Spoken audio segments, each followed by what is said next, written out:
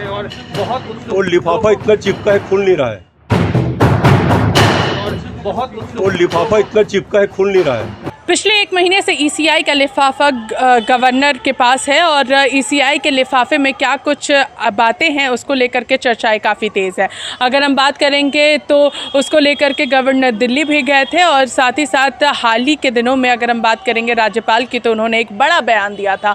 लिफाफा काफ़ी अच्छे से चिपका हुआ है जिसके वजह से लिफाफा खुल नहीं रहा है। तो राज्यपाल का एक बड़ा बयान जिसको लेकर के कांग्रेस प्रदेश अध्यक्ष ने भी अपनी बातों को रखा है। हम लोग सीधे सुनते हैं उनका क्या कुछ कहना है। महामहिम जी ने एक बहुत बड़ी बात कही है कि लिफाफा ऐसा चिपका है कि खुल ही नहीं रहा है।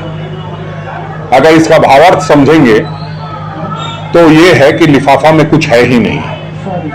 और जिस तरह से ईसीआई डिनाई कर रहा है माननीय मुख्यमंत्री जी के आग्रह करने के बाद, तो ये इससे प्रतीत होता है कि ये जो झूठ का हवा महल तैयार किए थे लोग, वो ध्वस्त हो चुका है।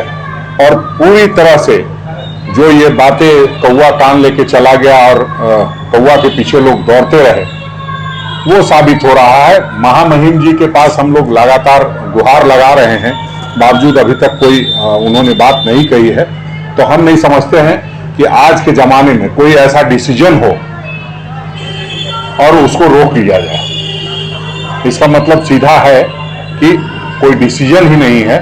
और जो पहले कलकत्ता हाई कोर्ट के जस्टिस ने बात कही थी कि ये सप्लाई में नहीं आता है और ये सरकार से इन्होंने कोई फायदा नहीं लिया है, इसलिए इन पर ये मामला नहीं बनता है। शायद उसी बात को ईसीआई ने भी माना है।